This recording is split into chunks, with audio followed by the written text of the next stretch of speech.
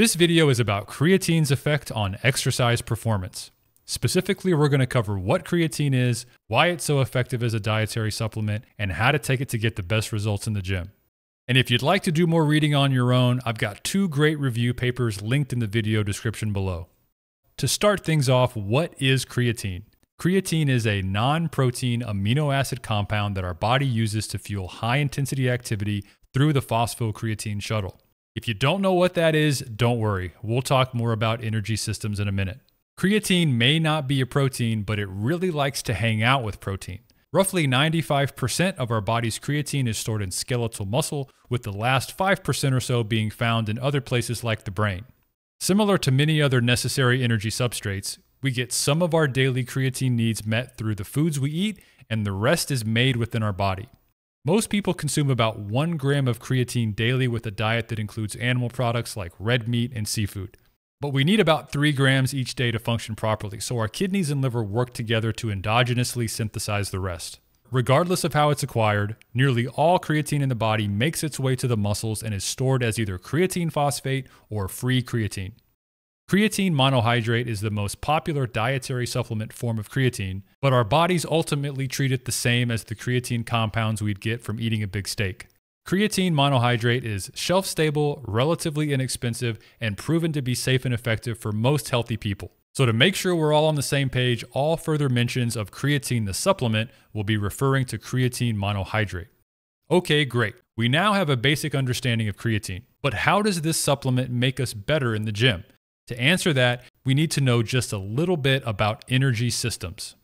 Whether we're napping on the couch or running a max effort 100-meter sprint, we require energy to function. Luckily, our body is really good at making one specific type of fuel that can be spent to produce energy. And that fuel is ATP, or adenosine triphosphate. ATP is made through a variety of different metabolic processes that occur within 3 different energy systems. We have the phosphagen system that uses creatine, the glycolytic system that burns carbohydrates, and the oxidative system that primarily breaks down fat. All 3 of these energy systems work together, but the specific energy demands of a particular activity control which one is most active and for how long. To help make all of this a bit more understandable, I want you to think of these energy systems as engines with gas tanks. The phosphagen system fuels high-intensity, max-effort activity like sprinting, but its tiny gas tank can only last for about 10 to 15 seconds. In comparison, the glycolytic system fuels more moderate intensity exercise. It can do so for about 2 to 3 minutes. And although the oxidative system has a really small engine, it can run for hours and hours due to how much body fat most of us have stored. Now that we have a better understanding of these energy systems, let's zoom in on the phosphagen gas tank and talk about what creatine actually does for us in the gym. As mentioned before, a normal healthy diet combined with what our body makes internally can supply us with about 1 to 3 grams of creatine each day. This is enough to sustain essential bodily functions and fuel high-intensity exercise, but as you can see here, a typical diet doesn't completely saturate intramuscular creatine stores. A big chunk of this tank is still empty.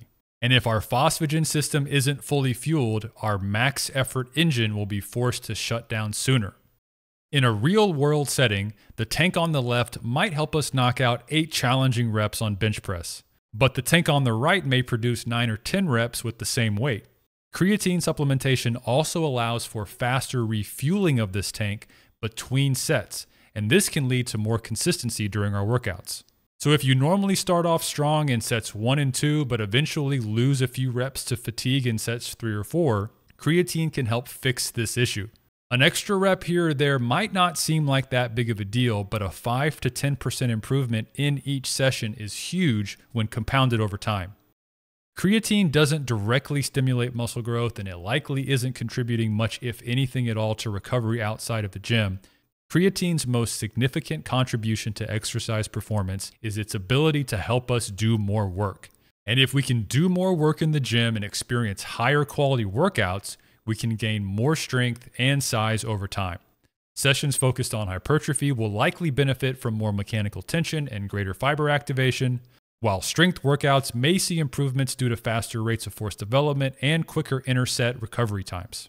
Creatine isn't some crazy anabolic superdrug that transforms us into the Hulk overnight. It simply makes our workouts better by giving us more energy to perform them well. Now that we know how creatine works and we have realistic expectations about the supplement, let's cover how to take it. This part is really straightforward.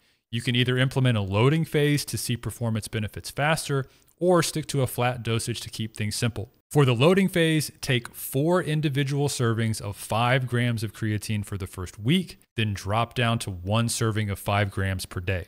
The total recommended daily quantity during the loading phase is 0.3 grams of creatine per kilogram of body weight, but 20 grams per day is fine for most people. And luckily, most creatine supplements come with a 5-gram scoop included, so it's pretty easy to stick with 5-gram increments. If all of that sounds like too much work, simply take 5 grams per day.